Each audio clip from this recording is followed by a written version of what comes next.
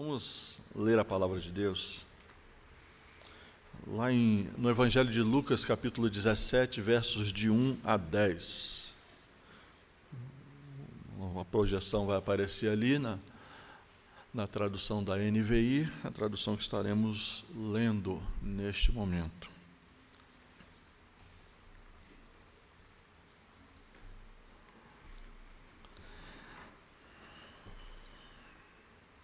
Lucas 17, de 1 a 10. Já li hoje pela manhã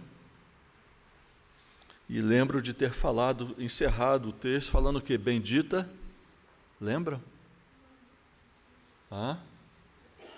Bendita inutilidade, lembra? Pois é, vamos ler o texto. Jesus disse aos seus discípulos: é inevitável que aconteçam coisas que levem o povo a tropeçar, mas ai da pessoa por meio de quem elas acontecem. Seria melhor que ela fosse lançada no mar com uma pedra de moinho amarrada no pescoço, do que levar um desses pequeninos a pecar. Tomem cuidado. Se o seu irmão pecar, repreenda-o, e se ele se arrepender, perdoe-lhe. Se pecar contra você 7 vezes no dia, e 7 vezes voltar a você e disser, estou arrependido, perdoe-lhe. Os apóstolos disseram ao Senhor, aumenta a nossa fé. Ele respondeu, se vocês tiverem fé do tamanho de uma semente de mostarda, poderão dizer a esta moreira, arranque-se e plante-se no mar, e ela lhes obedecerá. Qual de vocês, que tendo um servo que esteja arando ou cuidando das ovelhas, lhe dirá, quando ele chegar do campo, vem agora e sente-se para comer? Pelo contrário, não dirá, prepare o meu jantar, apronte-se e sirva-me enquanto como e bebo. Depois disso, você pode comer e beber? Será que ele agradecerá ao servo por ter feito o que lhe foi ordenado? Assim também vocês, quando tiverem feito tudo o que lhes for ordenado, devem dizer, somos servos inúteis, apenas cumprimos o nosso dever. Amém, irmãos. Bendita inutilidade. Preciso primeiro que a gente diga aqui que esse título, Bendita Inutilidade, na verdade não surge do nada, e nem com a finalidade de se tornar uma frase de efeito.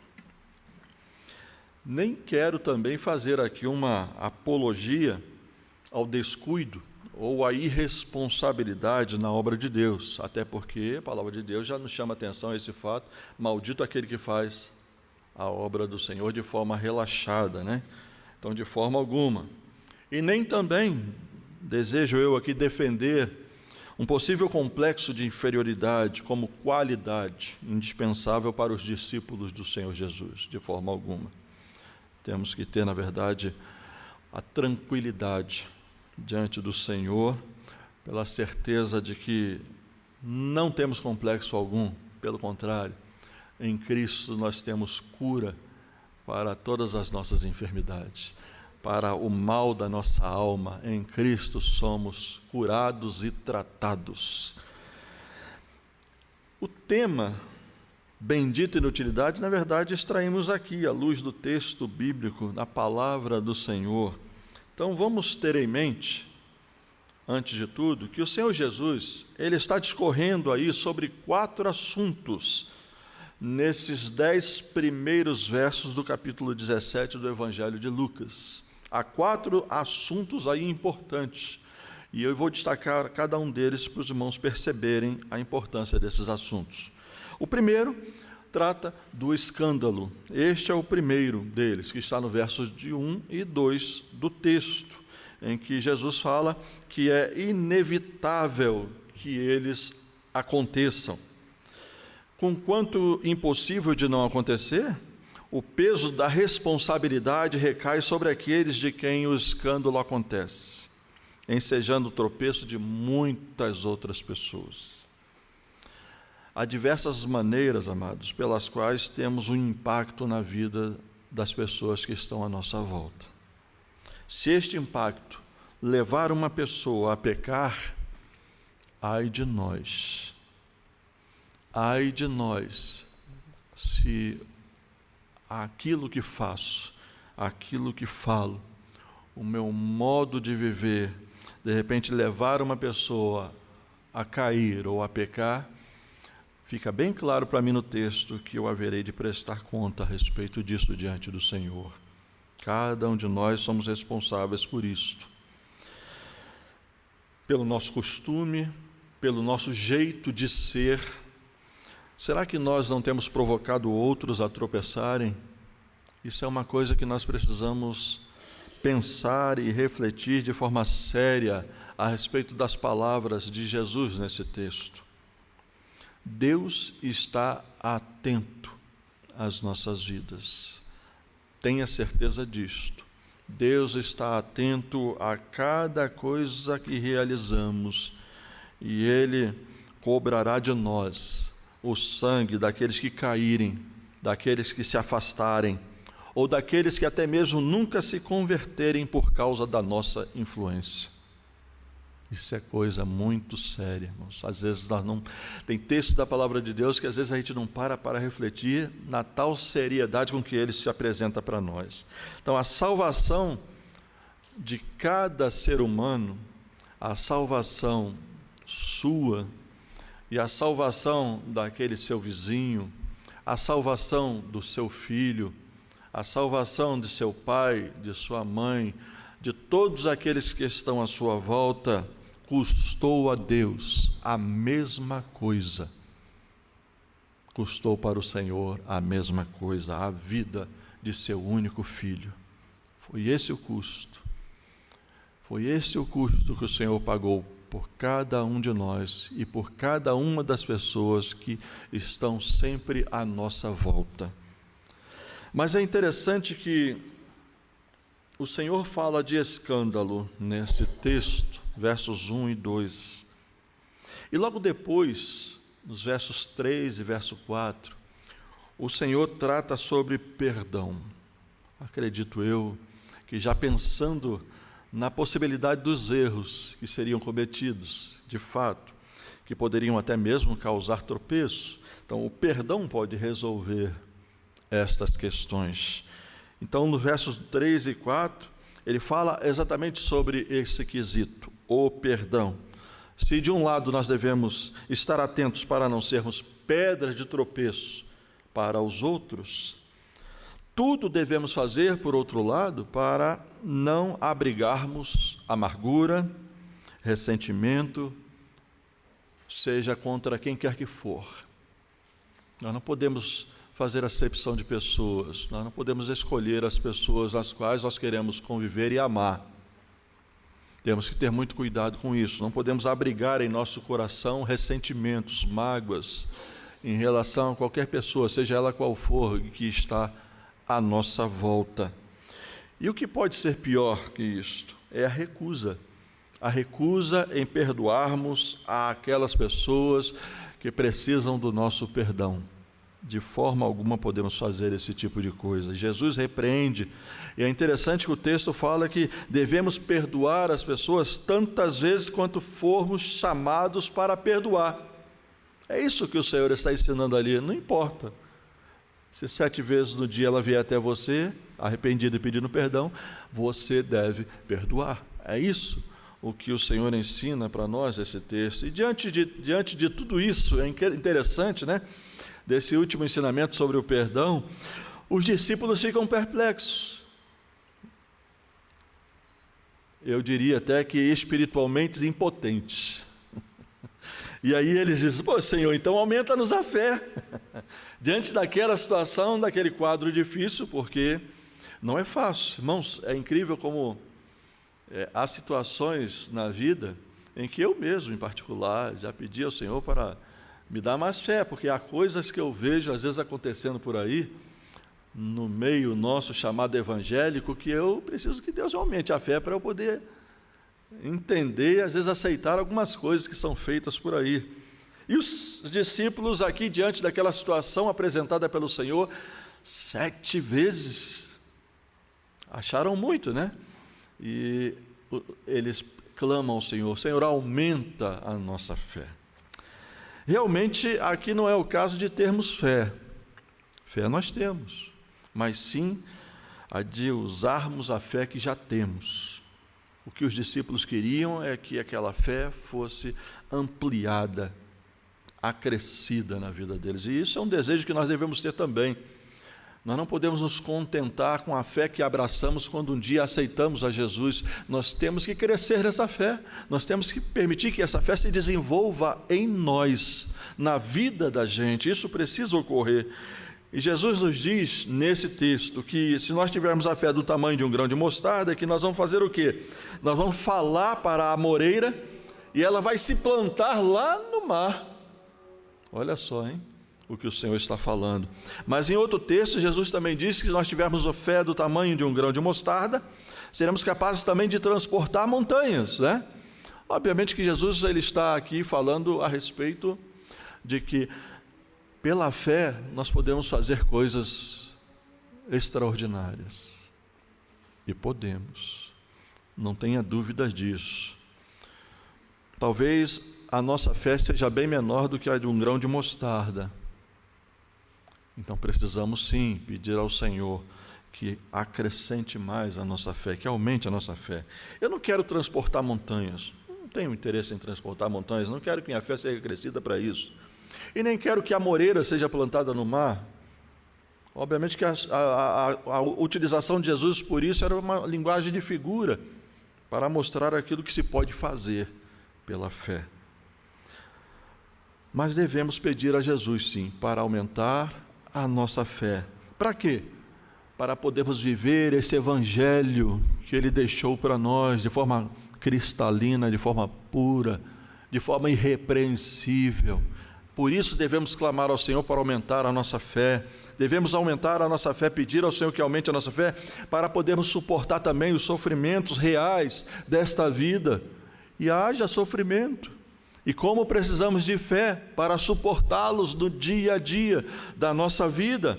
Precisamos também de que o Senhor aumente a nossa fé para lidarmos com o nosso próprio egoísmo, para podermos perdoar aqueles que nos feriram continuamente e estarmos sempre fazendo o bem diante do Senhor.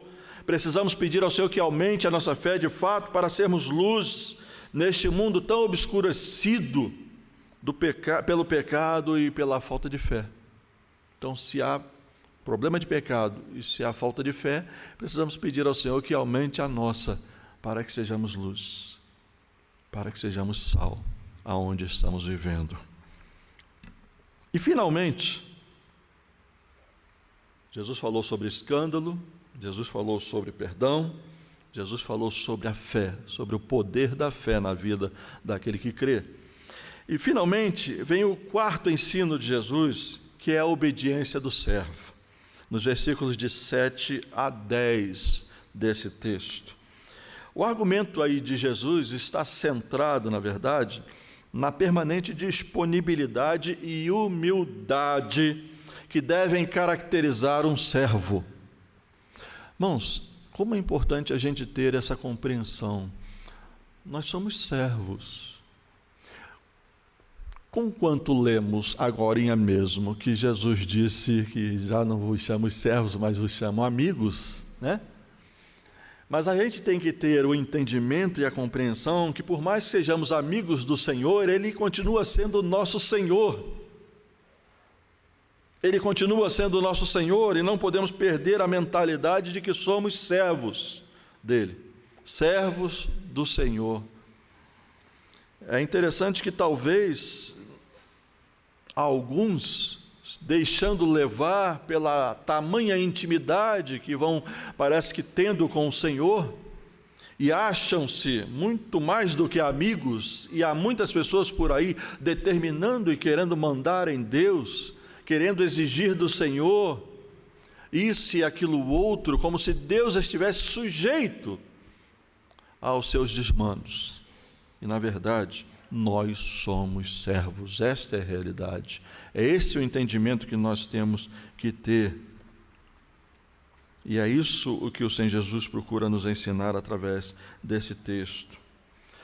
O texto bíblico nos fala, e eu quero ir a ele porque ele é muito importante, sobre o servo que estava trabalhando, e diz aí que ele volta para casa cansado, após apacentar o gado. Ele não é convidado para descansar e se alimentar. Não, de forma alguma. Cabe-lhe agora preparar a ceia do seu Senhor e servi-lo. É aqui que entra a bendita inutilidade em cena. Lucas 17:10. Assim também vós, quando fizerdes tudo o que vos for mandado, dizei: somos servos inúteis. Fizemos somente o que devíamos fazer. É bom entender aqui que o que fazemos para o Senhor não é inútil. Não é isto que Jesus está dizendo. Pelo contrário, o apóstolo Paulo já disse bem claramente, em 1 Coríntios 15:58, ele fala lá que o nosso trabalho não é vão no Senhor, de forma alguma. Então o que Jesus está querendo mostrar aqui não é isto, não é que o que fazemos seja inútil, mas ele está querendo mostrar para nós que, na verdade, se o que fazemos, nós o fazemos com o objetivo de obter algum tipo de benefício ou glória pessoal, aí sim, nós estamos fadados a fracassar naquilo que fazemos. É isso, na verdade, que Jesus está procurando mostrar através do texto. Fora do todo o contexto aí acima que nós lemos, as palavras do Senhor Jesus parecem mesmo encaixar-se perfeitamente nesse sentimento que todo o texto nos traz, e especialmente no terceiro ponto que tratei a respeito da fé. Como precisamos de fé para vivermos como servos que somos. Ai de nós e da nossa participação na obra do Senhor, se nós não formos agraciados com esta consciência da bendita inutilidade. Como temos que ter esta consciência, esse entendimento, porque embora aparentemente sejamos servos inúteis, mas isso é extremamente abençoador para nós. Ganhamos muito em vivermos assim, com esse entendimento, essa consciência. Vamos conferir isso? 3 coisas aqui para a gente fechar. Primeiro, a consciência da bendita inutilidade, ela gera em nós a visão de que a obra de Deus é dele mesmo e não nós. Isso que a gente precisa ter, esse entendimento. Por isso, temos que ter o entendimento e a consciência dessa bendita inutilidade. E é interessante que João 9:4, eu quero ler, Jesus fala assim: importa que façamos a obra daquele que me enviou enquanto é dia, porque a noite vem quando ninguém pode o quê? Trabalhar, não é isso? Veja bem, se o próprio Senhor Jesus se sujeita a essa convicção, conforme a afirmação que ele faz nesse texto, quanto mais nós. A obra é daquele que ele o enviou. Esta obra a qual nós participamos, pertence àquele que nos chamou. É para ele que trabalhamos, é a ele que servimos. E nós temos que ter esse entendimento, esta clareza. Não estamos fazendo favor a Deus aqui nesse mundo. Não estamos, não. Aqui nenhum de nós estamos fazendo favor ao Senhor. Não, o que estamos fazendo porque somos servos. E estamos aqui para servi-lo. Ele nos chamou para servi-lo.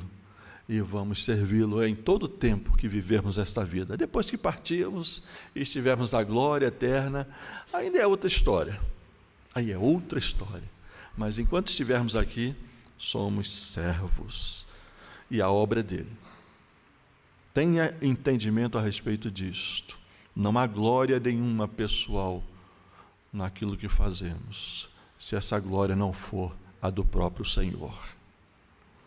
Segundo, a consciência da bendita inutilidade, ela afirma em nós, em nossa vida, a certeza de que o progresso e o desenvolvimento da obra de Deus procedem dele, não de nós. Não é de nós. Não é porque você é muito inteligente, você é muito capaz, né? Ou porque você fez um monte de faculdade. É dele. É dele que procede todas as coisas. E quanto a isso, é interessante que o apóstolo Paulo, ele é de uma franqueza desconcertante, para não dizer brutal, quando ele fala lá em 1 Coríntios 3,7, olha o que Paulo fala: de modo que nem o que planta é alguma coisa, nem o que rega, mas Deus que dá o crescimento. Ou seja, nenhum de nós é coisa alguma. Essa é a realidade. Ainda bem. Graças ao Senhor por isto. E como é bom termos esse entendimento. Por isso Jesus disse: sem mim nada podeis fazer. Lá em João 15:5 ele afirma isso, porque é verdade, precisamos do Senhor na direção da nossa vida, para tudo o que fazemos, precisamos fazer nele, por ele e para ele. Tudo deve proceder dele, se queremos de fato que tudo o que fazemos não seja vão no Senhor. E terceiro, a consciência da bendita inutilidade, ela acentua em nós a expectativa de que o nosso desempenho na obra de Deus tem a ver com fidelidade e não com atividade. Isso é importante, irmãos. Há muito ativismo no meio do povo de Deus. Muito ativismo e pouco compromisso, pouca fidelidade, pouco objetivo de ser obediente ao Senhor e à sua palavra. O fato de sermos muito ativos não quer dizer que estamos sendo fiéis. E a gente precisa ter esse cuidado, servindo ao Senhor com o melhor do que somos, com o melhor do que temos, vivendo fielmente dia a dia diante do nosso Deus, porque somos servos. Philip Publius, sabe quem é? Alguém sabe dizer quem é? Pois é, vocês manuseiam ele toda semana. Philip Publius nos legou belíssima poesia intitulada Tudo por Cristo. Cantamos hoje pela manhã, lembra? Que se transformou exatamente num dos belos hinos do nosso cantor cristão, que é o hino de número 300. Na segunda estrofe, no seu estribilho, ele diz, olha que coisa extraordinária, é exatamente a consciência que nós temos que ter do fato de sermos servos. Ele diz assim: quero servir a Cristo, de prontidão estar, útil na paz, na luta, pronto para trabalhar. E aí o estribilho, quero viver, quase que fiz um solo, irmãos. Quero viver para Cristo, tudo lhe dedicar, tudo por Cristo, tudo. Quero renunciar. Irmãos, como eu falei hoje pela manhã, olha, o que cantamos são palavras muito sérias e muito profundas deste hino. Às vezes a gente canta tantos hinos com letras extraordinárias que mostra uma profundidade gigantesca daquilo que deve ser a nossa vida diante do nosso Deus. E quando olhamos para um hino como este, quero viver para Cristo, tudo lhe dedicar, tudo por Cristo, tudo quero renunciar, só consegue cantar com entendimento esta música ou este hino quem de fato entregou tudo, quem se deu totalmente ao Senhor. Falamos durante essa semana, a semana passada, sobre consagração. Lembram-se, semana de oração, semana passada foi toda ela consagração. Consagração é entrega, é a vida rendida aos pés do Senhor. Faço aqui um apelo a todos aqui nesta noite, que com gratidão e com alegria aceitemos essa bendita inutilidade que o Senhor Jesus nos propõe para vivermos diante dele. E fecho citando João 14:12, e você vê nesse texto os resultados que pode advir dessa sujeição, dessa submissão, desta vida de servo. Jesus diz assim: digo-lhes a verdade, aquele que crê em mim fará também as obras que tenho realizado, fará coisas ainda maiores do que estas, porque eu estou indo para o Pai. fará coisas ainda maiores do que esta. Então seja servo, seja servo. Sem a bendita inutilidade, não sairemos do lugar. Com ela, não conheceremos limites. Por isso é que Jesus diz aí que faremos coisas ainda maiores do que aquelas que Ele mesmo fez. Que Deus nos abençoe. Amém, irmãos. Vamos orar ao Senhor, vamos falar com Deus. Deus amado, nós queremos Te dar graça, Senhor, por esses momentos em que pudemos desfrutar da Tua palavra. Queremos, ó Deus, Te agradecer, porque a Tua palavra deixa bem claro para nós que somos Teus amigos, mas ainda assim continuamos sendo servos do Senhor. Ó Deus, nos ajude a vivermos a nossa vida com sabedoria, de forma, Senhor, que estejamos sujeitos sempre ao Senhor em todas as coisas. Que de fato, ó Deus, em nossos corações não haja nada que impeça, Senhor, a nossa dedicação, o nosso empenho totalmente, ó Deus, na Tua obra. Como cantamos no hino pela manhã, em que diz que queremos viver totalmente para Cristo, dedicando totalmente a nossa vida, Senhor, porque tudo queremos renunciar, ó Deus, que de fato isso seja uma realidade em nossas vidas, Senhor. Tem misericórdia, Senhor, de nós, e que através dessa sujeição a gente veja de fato coisas ainda maiores sendo realizadas por intermédio de nossas vidas, Senhor.